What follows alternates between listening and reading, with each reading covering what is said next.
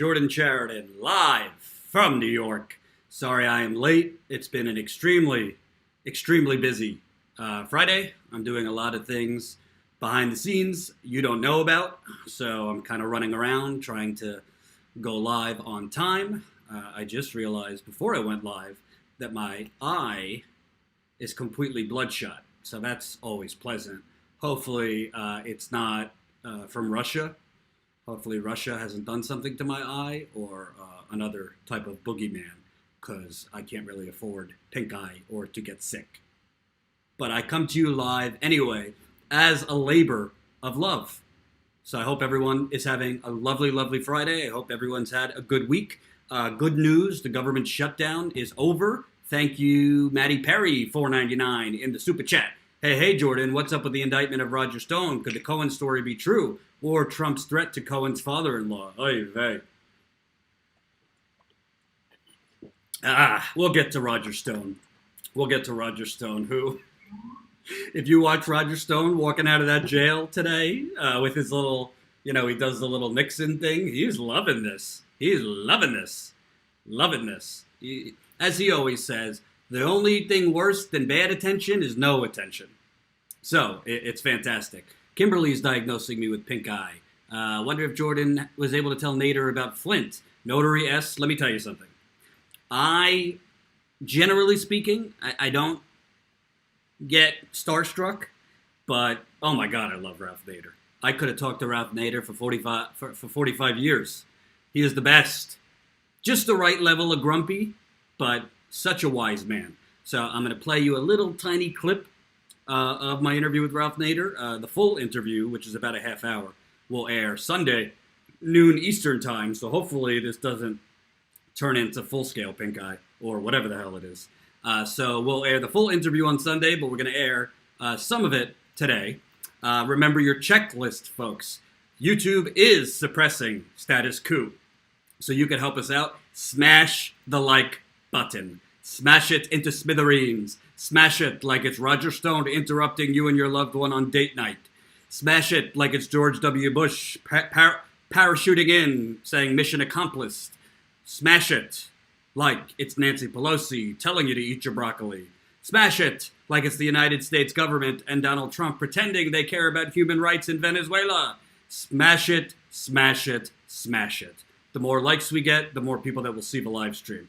Consider becoming a member, statuscoup.com/join. We've passed 150 members through our website. Membership is how we're going to grow, and I'll get to that a little bit later. So statuscoup.com/join. You can become a member as low as $5 a month. Follow us at Status Coup on the Twitter, and I am at Jordan Sheridan on Twitter. And I'm putting the membership link right there in the live chat. This is a super chat, by the way. This is a super chat. So you could do super chat, you could do GoFundMe. So keep it coming if you can. Subscribe to our podcast, bit.ly/Status Coup podcast, and join our email list at statuscoup.com. You'll get a pop-up. Type in your email. We will not email you 12 times a week, but we do want to email you with important news, where we're going, and all that good stuff. So, real quickly, let me show you where we're at in our GoFundMe. Of course, we're doing a full GoFundMe marathon on Sunday. We're at 39,306. So I really want to get to 40,000 as soon as humanly possible. So before you go to happy hour or whatever you're doing this weekend, drop some love in our GoFundMe if you don't mind. Anything helps. $5, $10, $15, whatever you could do, keep it coming. We have an interview up on the channel with Ben Norton, who's an independent journalist. He does great work with Gray Zone. He has a podcast, the Moderate Rebels podcast, and I interviewed him, on the coup in Venezuela. Don't believe, Trump and Nancy Pelosi and Dick Durbin and all these people so worried about the Venezuelan people's human rights and violence against the Venezuelan people. So it's kind of like the very country, it's like kind of like the arsonist who burns down the house. The United States helped burn down Venezuela through crippling sanctions, then showing up and being like, who burned down the house? Hey, pick me to help rebuild the house. That's kind of what the United States, in creating the crisis, or helping to create the crisis, in Venezuela is doing. So go check out that interview with myself and Ben Norton. And we have a short clip up from my interview with Ralph Nader, who, again, I will air the full interview on Sunday. Joseph, $5 in the super chat. This week, I am Venezuelan, a federal employee, a transgender soldier, a undocumented immigrant. It's time for a nationwide strike. Shut it down. Hey, Joseph, got a lot of talents to be Venezuelan and a federal employee and transgender soldier and an undocumented immigrant. That's what I call multitasking. But I agree with you. The government shutdown ending and the government being reopened, I'm happy for the workers. Obviously, nobody should be that stressed and being used as hostages. But I think it's only till the second week in February. So it's not exactly like a big victory. Trump could use this again as a hostage to get his ridiculous wall. Or I think he's just going to declare a national emergency so he looks tough to his base and, take executive action to build, what is it? It was a wall, then it's a barrier, then it's a bunch of steel slates. Before you know it, it'll just be like a glow-in-the-dark type of virtual reality thing, not a concrete wall. So we shall see. But obviously want to start with the Roger Stone indictment. CNN just shockingly, they were lucky in guessing that the FBI would be at Roger Stone's house in Florida this morning. So CNN was there at 5 a.m. You would think the special counsel's office, the FBI tipped off CNN, but CNN, no. They deny being tipped off, but they just happened to be at the right place at the right time at 5 in the morning in Florida. But the FBI went in, military style with guns ablazing into Roger Stone's Florida home. I think they also checked his New York City home. They obviously, I'm assuming, took materials and whatever the hell they could get their hands on. I'll read you the New York Times story if you haven't read this, and I'll put this in the super chat. Here you go.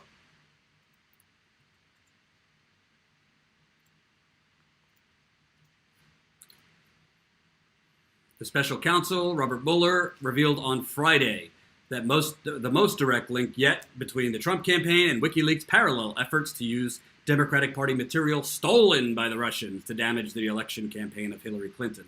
An indictment unsealed on Friday, the special counsel disclosed evidence that a top campaign official in 2016 dispatched Roger Stone, a longtime advisor to President Trump, to get information from WikiLeaks about the thousands of hacked Democratic emails. The effort began well after it was widely reported that Russian intelligence operatives were behind the theft, which was part of Moscow's broad campaign to sabotage the 2016 presidential election. The indictment makes no mention of whether Mr. Trump played a role in the coordination, though Mr. Mueller did leave a curious clue about how high in the campaign the effort reached. A senior campaign official was, quote, directed by an unnamed person to contact Mr. Stone about additional WikiLeaks releases that might damage the Clinton campaign, according to the court document. Mr. Stone was charged with 7 counts, including obstruction of an official proceeding, making false statements, and witness tampering. Mr. Mueller did not say that Mr. Stone's interactions with WikiLeaks were illegal, nor that the Trump campaign engaged in a criminal conspiracy with the organization. So, I mean, I don't want to make the RussiaGate mob squad. I don't want to hurt their feelings or make their heads explode, but this is not exactly a straight line to something majorly sinister. A top campaign official dispatched Roger Stone, a longtime advisor to President Trump, to get information from WikiLeaks about the thousands of hacked Democratic emails. So, I mean, let's just fill in the blank, folks. Maybe it was Jared Kushner that said to Roger Stone, hey, can you get from WikiLeaks what, when are they releasing the next batch of emails? What does it concern? That kind of thing. Maybe it was Ivanka Trump. Maybe it was Paul Manafort. Maybe it was Kellyanne Conway. Who knows? A top campaign official. Thank you, Patrick, $44 in the GoFundMe. And we just got John Dorsey, $20 in the GoFundMe, which brings us to $39,370. Thank you, everybody. Keep it coming if you can. We would love to get to 40,000 by Sunday. so that this Sunday, when we go live for our marathon super chat, we could have our sights set on 45,000. But first, we got to get to 40,000. So, not that I deter you from leaving super chat contributions, but right now we're really, really focused on the GoFundMe. Because unfortunately, YouTube, the criminals they are, takes 30%. 30%. 30% of our super chat. So GoFundMe takes a lot less than that. So thank you to John, thank you to Patrick for your kindness in the GoFundMe.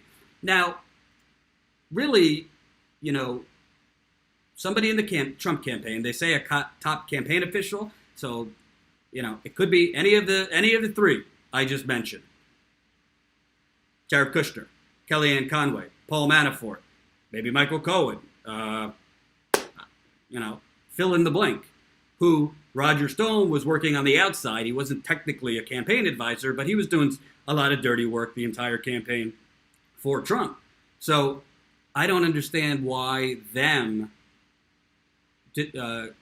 pointing or trying to get Roger Stone to get dirt from WikiLeaks. Oh, Steve Bannon. Thank you, Joe. Brain fart there. I don't understand why the Trump campaign asking Roger Stone to find out dirt from WikiLeaks has anything to do with Russia. I mean, we have to remember the official and original charge of collusion.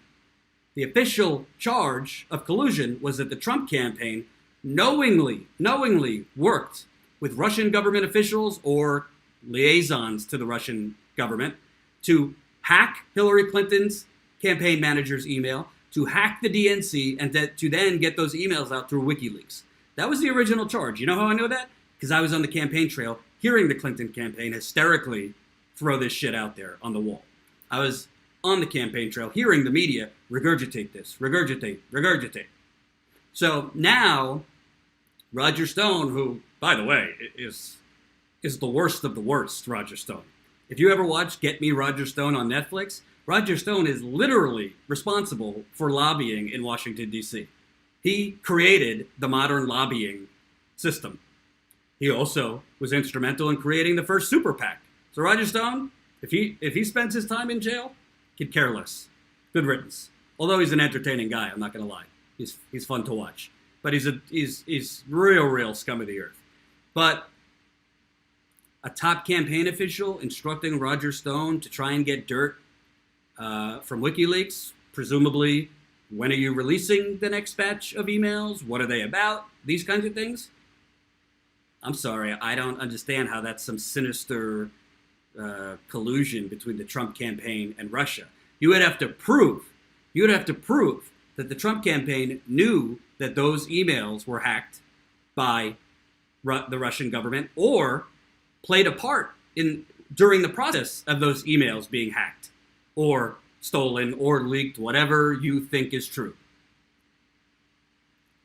And by the way, I see in the super chat people saying they're not getting notifications. Yes, we are really being suppressed the last 2 weeks by YouTube. It's almost like they have an actual button where humans press the button on and off when they want to screw a channel. Typically, when the subscribers for this channel are taking off and really growing, that's when YouTube puts the squeeze. And all of a sudden, subscriber growth stops dead in its track. All of a sudden, the views go way down. All of a sudden, your channel, you're going live to like 50 to 100 people, and then all these people come in like a half hour, an hour later. Oh, I didn't get a notification. It's almost like it's intentional.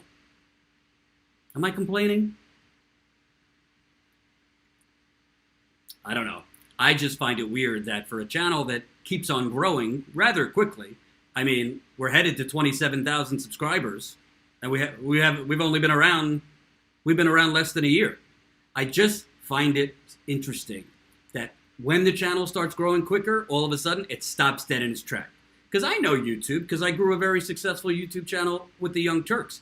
There's normal ebbs and flows, but there's really no ebbs and flows these days. It's good or fall off a cliff. That's not ebb and flow. That is suppression. That is delaying notifications to subscribers, unsubscribers, Unsubscribing subscribers without them doing it. You have people not even getting my videos in their subscriber feed, even though they're subscribed. So, what you could do, write it down. I'm live 5 o'clock Eastern, Monday through Friday. I was a little late today. 5 o'clock Eastern, Monday through Friday, and Sunday, noon Eastern time for the Super Chat Marathon. But I'm sorry. I mean, I know I'm going to be called a Kremlin operative and an agent of Russia, but I really don't see how Roger Stone being called by Trump campaign officials to try and get information from WikiLeaks. I don't understand what that has to do with Russia. I don't understand what that has to do with collusion. I don't understand how that proves that the Trump campaign was actively working with the Russian government to get those emails and give them to WikiLeaks.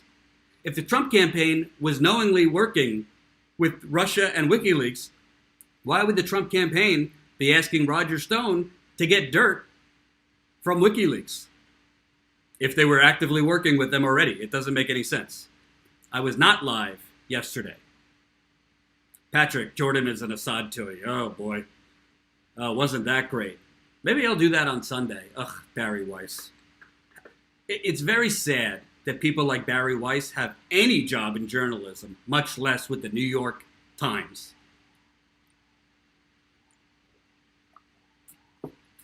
And sorry for pulling a Marco Rubio. I'm a little under the weather. But I think I do it a little bit more cool and calm and collective than Marco Rubio. So, let me know what you think in the Super Chat. I don't see the smoking gun here.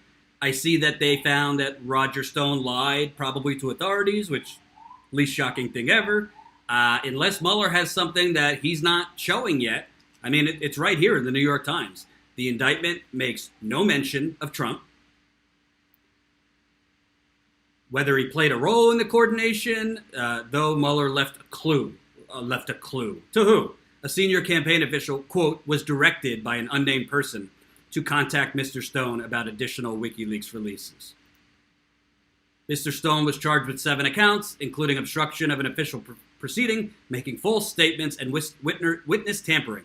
Mr. Mueller did not say that Mr. Stone's interactions with WikiLeaks were illegal, nor that the Trump campaign engaged in a criminal conspiracy with the organization. So, I mean, it's getting pretty close to the end of the line here. I mean, they got Manafort. Manafort's indictment has nothing to do with Russian collusion. They got Michael Cohen. Michael Cohen's indictment has to do with lying to Congress and Stormy Daniels and paying off Stormy Daniels and Playboy model Karen McDougal and some type of campaign finance violation. But that's not about Russian collusion. So you got Manafort, you got Cohen, Michael Flynn. His whole thing really has to do with after Trump was elected and the conversations he had with the Russian ambassador. And now Roger Stone, it says it right there. Mueller doesn't talk about conspiracy between the Trump campaign and Russia. And WikiLeaks' response to this, WikiLeaks, I guess Julian Assange's attorney, Barry Pollock on the Stone indictment, the Dawn military-style arrest of Mr. Stone, a 66-year-old political consultant, was wholly unnecessary and served no purpose other than intimidation. The charges against Mr. Stone do not allege that Mr. Stone lied about his lack of contacts with Julian Assange, but rather about his contacts with others and about documents reflecting those communications. So I think this is important. Charges against Stone don't allege that Stone lied about his lack of contacts with Julian Assange, but rather about his contact with others and about documents reflecting those communications. The Office of Special Counsel has never spoken with Mr. Assange. So you could read that a whole lot of different ways. And by the way, folks, what the hell are you doing? We got 155 people watching, but only 75 likes. So I could only assume that 75 of you either don't like me, are sleepwatching, or have your thumb up your ass. It could be all three. Like the live stream. Smash the like button.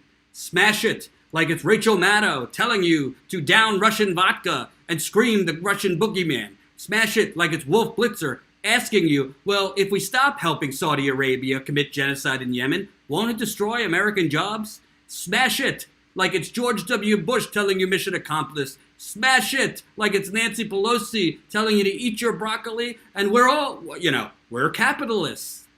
Smash the like button. We got 93 likes, 152 people watching, so that's still over 50 of you. Stoopy, don't get dirty in that live chat. We don't like dirty comments like that, and that's disgusting, actually. Oh, God.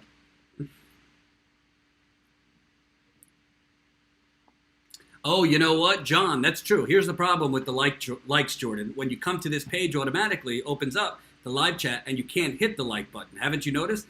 I actually think if you don't have a YouTube account, you can't press the like button. That's what I think. But I have to look into that more. That's a good point. So thank you very much.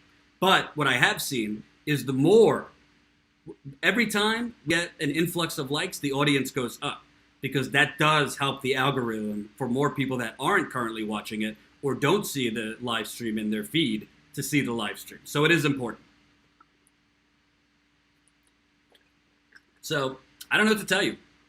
I don't see this big Russian conspiracy collusion here. I just don't see it. If I did, I would say it. I have no skin in the game. I'm not paid by Russia. If I was paid by Russia, please pay me more so I don't have to go live all day, every Sunday, and work 24/7. But I don't see the big cabal here.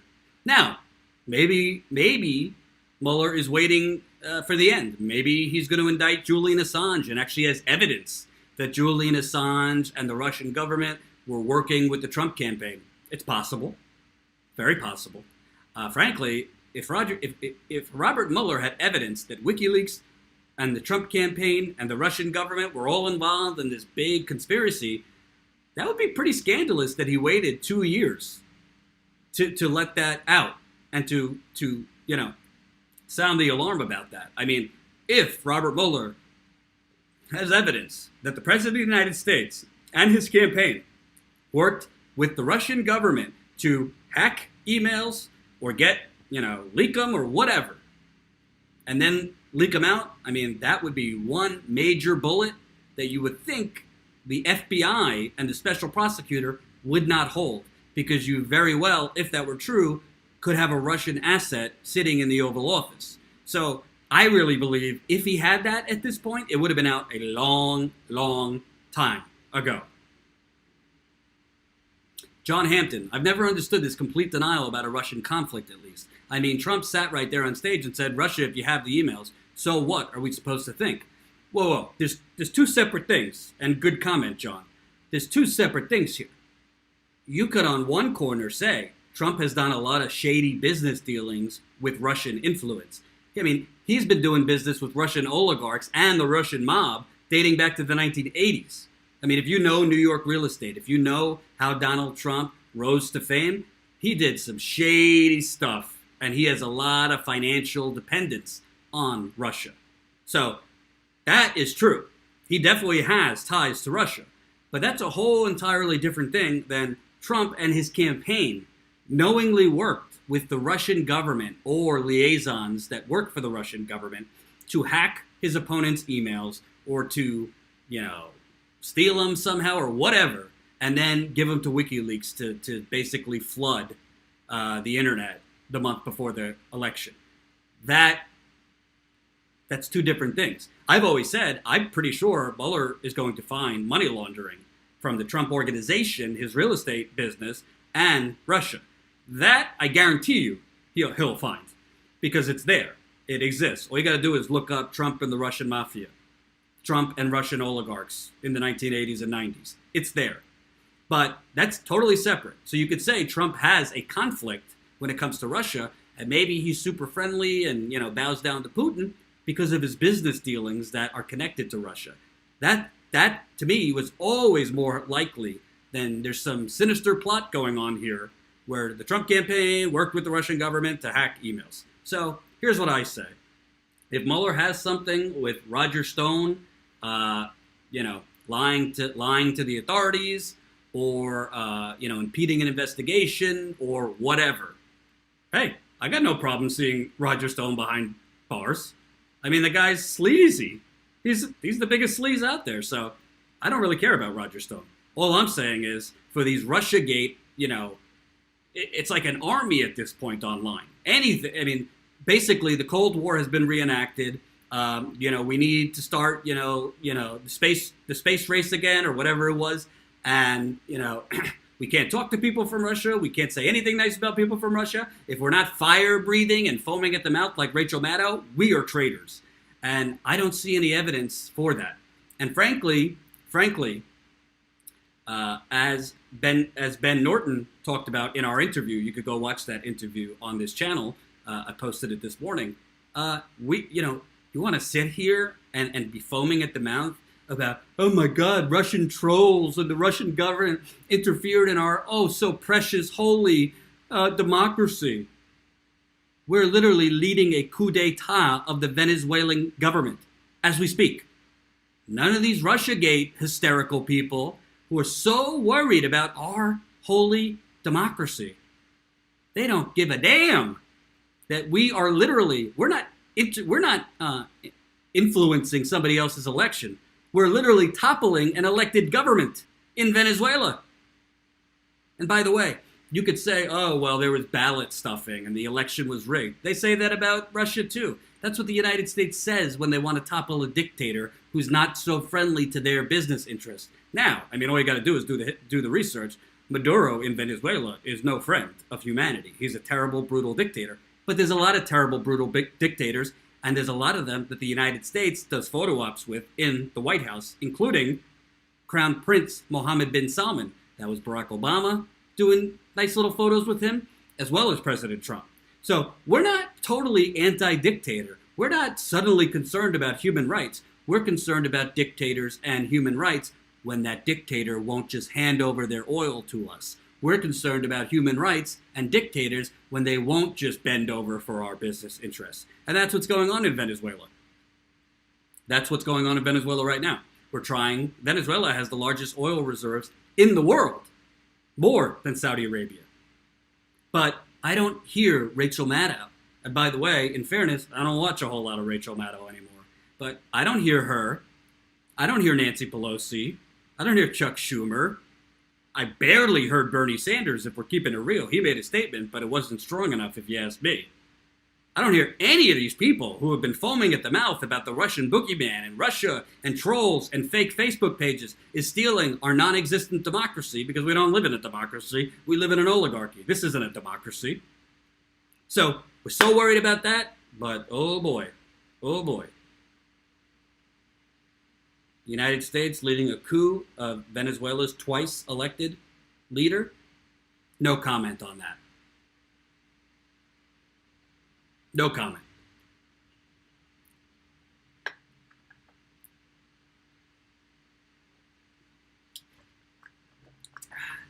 Dare I say, there's a little bit of a hysterical, hypocritical double standard here. Dare I say it? Thank you, Patrick. $27 in the GoFundMe. Now we're really clicking. We're at $39,397. Is it possible we could get to $40,000 by the end of today? I mean, hell, I'm reporting to you live with either pink eye or some infection in my eye. I'm here for you, the people. Can you be here for status quo? And by the way, I just had a conversation with Ty. I don't want to say 100% definite. I don't want to say 100% definite. But if his neck agrees, because he's obviously in a lot of pain, he's waiting for a date for surgery for his neck. If his neck makes it through the next week or two, Ty and I will be hitting the road again in the next 2 weeks. I'm not throwing him under the bus. Obviously, we don't want his situation to get worse. But if his neck agrees, he and I are going to be hitting the road in the next 2 weeks. We've got a couple stories in mind. One of them is the General Motors layoffs, where 15,000 General Motors workers were laid off. That has left the news cycle, pretty much as quick as Rachel Maddow could scream, Russia! So we want to get that back in the news cycle. It's a gross, gross injustice. General Motors got millions and millions of dollars in a government bailout and then laid off 15,000 workers because they can. Because corporations are people, right? And they can do whatever they want. So we're not down with what General Motors did. And the only way to actually stop this corporate greed is to first show the living victims, not let them fall off into an empty cave of obscurity where nobody sees the true damage these corporations are doing. So we were thinking about going to Ohio, where Lordstown, Ohio had mass layoffs at a General Motors factory. Detroit had mass layoffs. There's also a water problem in Detroit where schools shut down the public waters fountains because of high lead levels. My sources in Detroit tell me the public school board and the government ain't doing jack shit about it. So we might hit Detroit, and we might go to another place. So we shall see. I'm actually interested in possibly going to Kentucky, because there are some little whispers about trying to put together some candidates to take on Turkey Neck himself, Mitch McConnell, in 2020. So I'd like to hit the ground early to show you who some of those candidates might be. Because don't get me wrong, the Democratic Party, god-awful, but let's not give Mitch McConnell a pass. He needs to be tossed into the streets with that turkey neck of his. He is a huge reason our government is bought off. So, before I move on to the next topic, am I missing something, folks? Let me know in the super chat. Do you see some criminal conspiracy from this Roger Stone indictment? Am I missing the Russian boogeyman? Is there really a there? I'm not being sarcastic. I'm asking, am I missing something? Because I don't see it. I don't see it.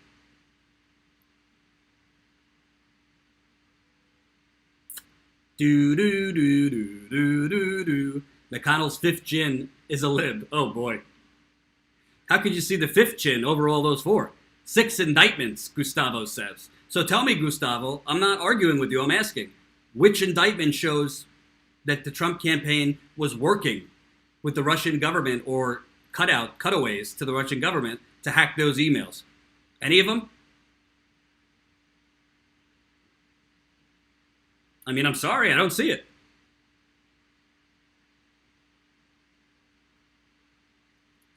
Inside agitators. Mitch is tough to get rid of. When you threaten him, he just withdraws into his shell. Oh boy.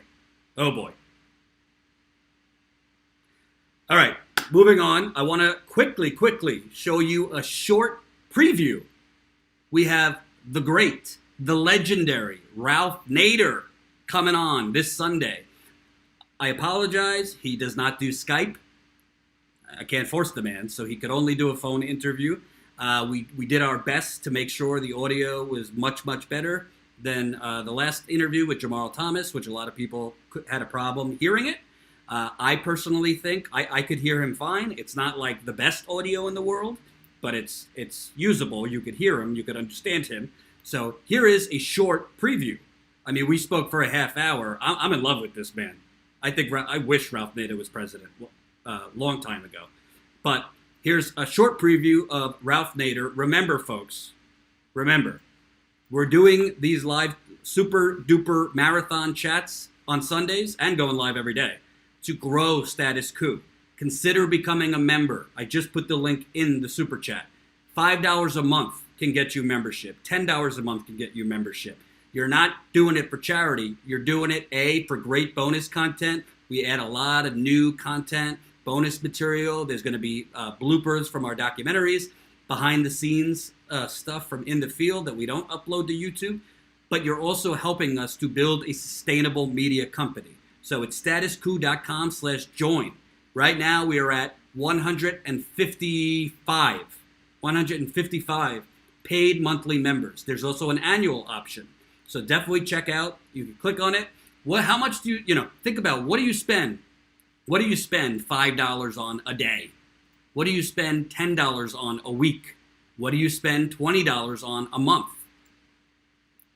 Budget, try and think about how important is it to support real independent media. I'm not talking about independent media that sits there and dissects Trump's, every fart, breath, and tweet. I'm not talking about quote unquote independent media that does Russia 24/7. I'm talking about independent media that actually covers things no one else is covering. I'm talking about independent media that actually gets out there in the field and covers what's happening.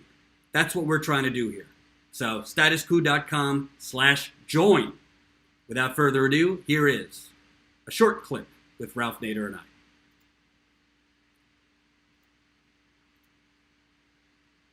So it seems that the media is almost trying to cover up the shift towards the progressive movement. What are your thoughts on that? Well, of course we know that. We've known that for decades. What we don't pay enough attention to, Jordan, is to how to raise the expectation demands of the American people.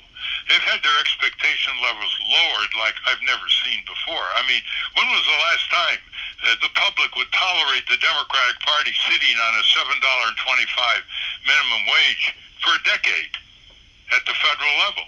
Mm-hmm. That would never happen. So what we've got to do is say, look, American people, whether you're conservative or liberal, you agree on major redirections. Not all, but major redirections. You think that the big corporations are getting away with enormous tax escapes, and they're going to tax havens. You want full Medicare for all, a majority. You want a living wage, a majority, which includes conservative workers as well. You want cracking down on corporate crime, fraud, and abuse, the Wall Street, Houston axis. You want criminal justice reform. How are you going to get this? It's called one word. You know what the one word is? Congress. The smallest branch of government, but the most powerful branch of government under the Constitution by far. And Congress is only 535 individuals who put their shoes on every day like you and I. So organize in every congressional district. Nobody can stop you. You start a letterhead. You call it a Congress watchdog group, which is why we wrote this book. I wrote this. And then 30. And you start it with people who sign their names legibly, their addresses, their emails, and their occupations. So the member of Congress, the two senators, representatives, start saying, hey, this is no scribble petition. These people really mean it.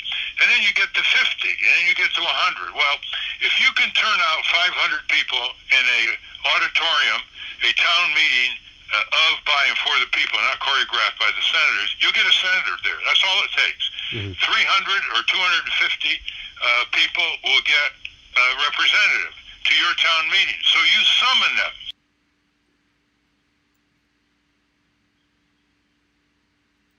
And you know what I love about Ralph Nader? He's just like the right level of grumpy. Like Bernie could be a little grumpy. Ralph Nader is like just the right level of grump. But we spoke for almost a half hour. That's just a short, 3-minute clip.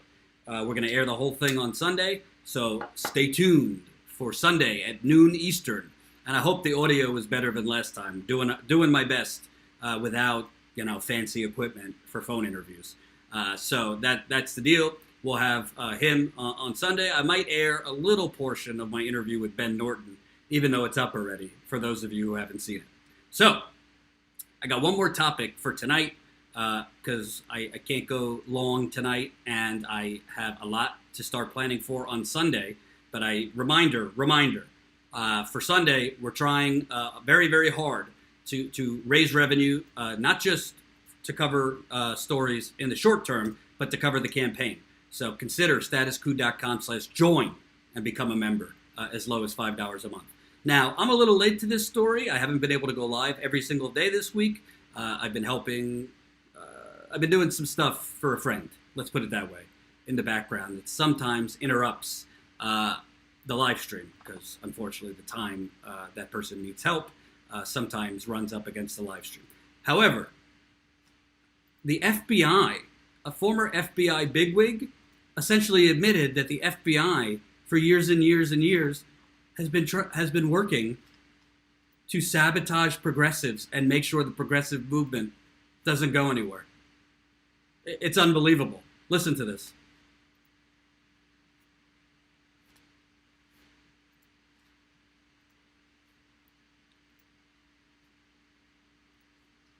when you take the election and you take the House and you now convert all the committees that you have to investigating various aspects of the President of the United States, then your lifeblood has to be to react to stories. So you're going to see more stories planted so that all these committees can have a lot of work to do. And I think this is just more of the same.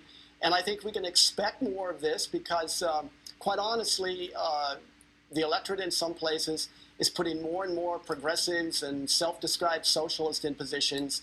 And ironically, years ago when I first got into the FBI, one of the missions of the FBI in its counterintelligence efforts was to try and keep these people out of government. Why? Because we would end up with massive dysfunction and massive disinformation and massive misinformation.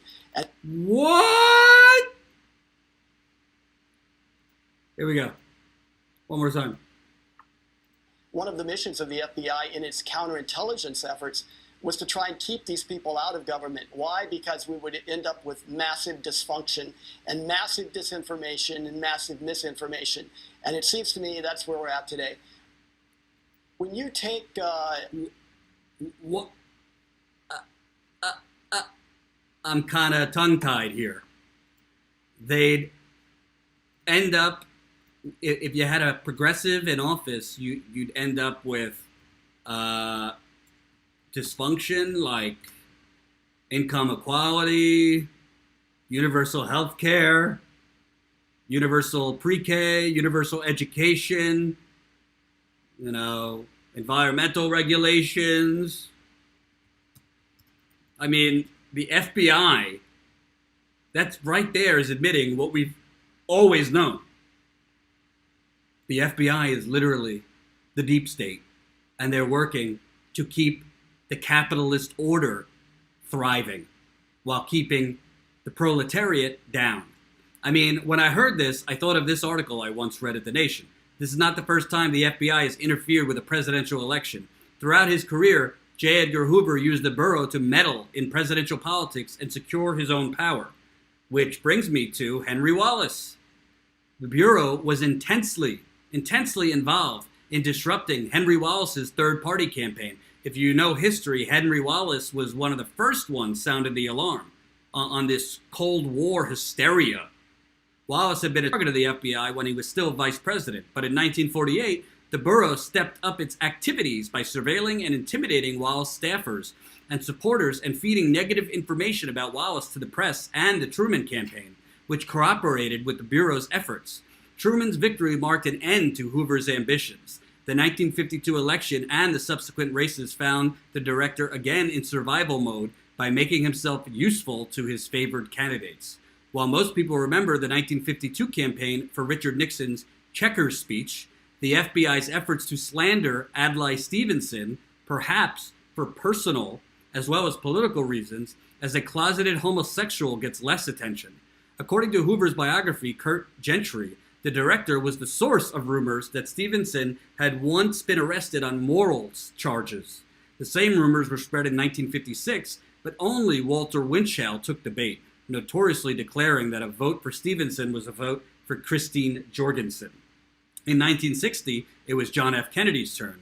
Concerned about JFK's possible plans, however, Hoover let Kennedy's aides know that the Bureau had recordings of JFK's wartime trysts with Ingra Arvad, a Danish woman suspected of having Nazi ties. Hoover was told he would be retained. Lyndon Johnson enjoyed Hoover's gossip. He once famously said that, quote, "It was better to have him inside the tent pissing out than outside the tent pissing in."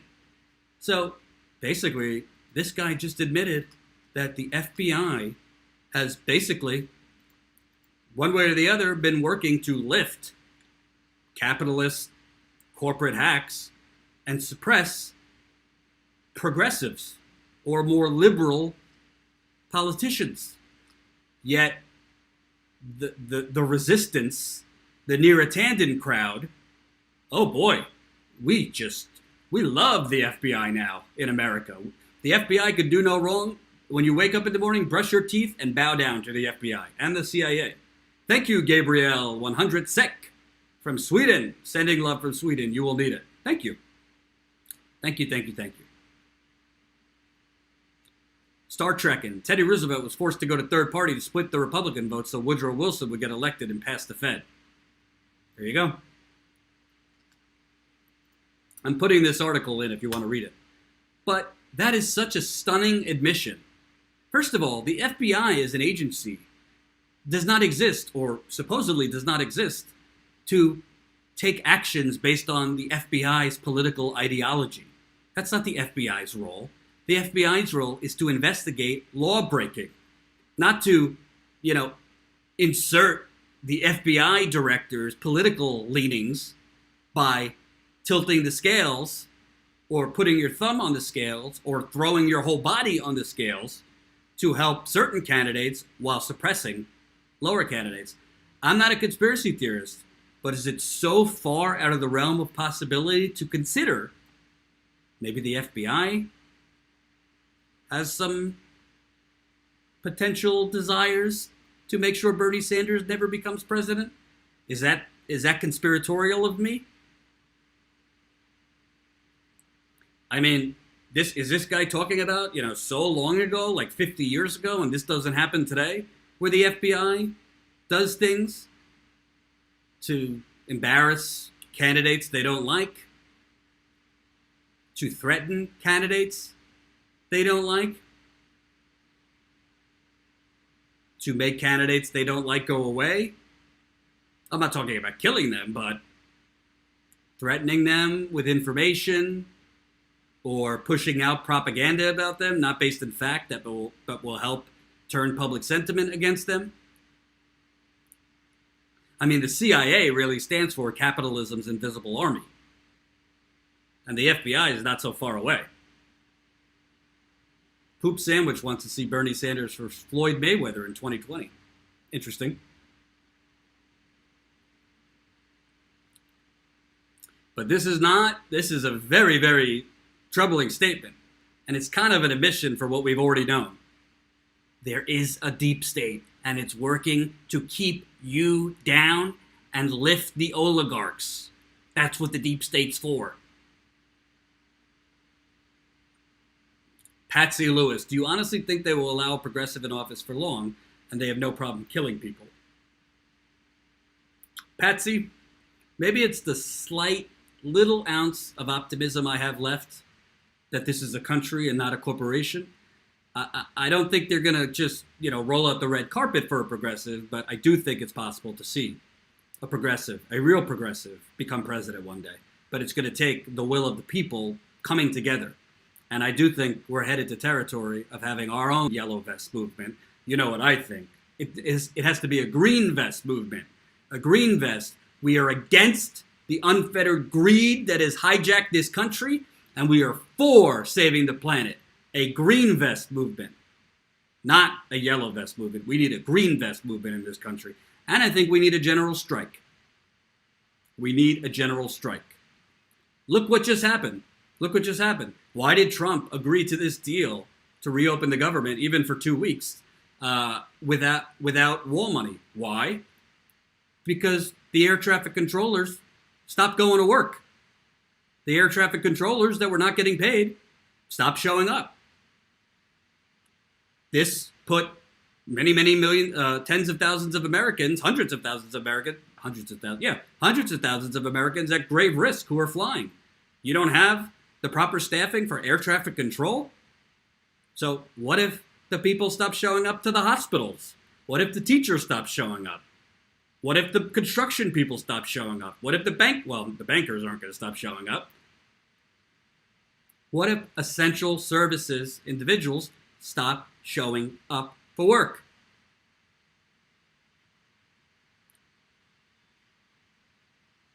Thank you, Hank. $2 in the super chat. FBI is what Chomsky called the national political police. Well, I rarely disagree with Chomsky. I think that's wise.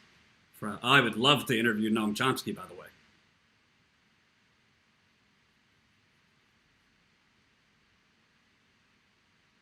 But I got to tell you, I mean, I tell you, bookmark this so that when people tell you there's no such thing as a deep state, when people tell you the FBI, they're just great men and women at the FBI.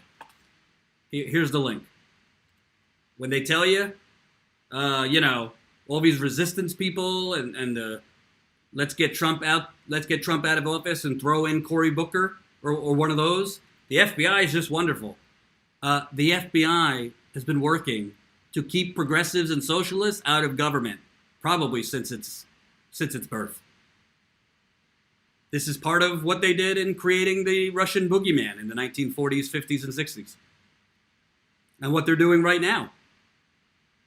We've had a reenactment of the Cold War from the FBI, CIA, and the ex-officials from the FBI and CIA that now make a living on CNN and MSNBC, basically regurgitating what the modern-day agency wants the audience to think.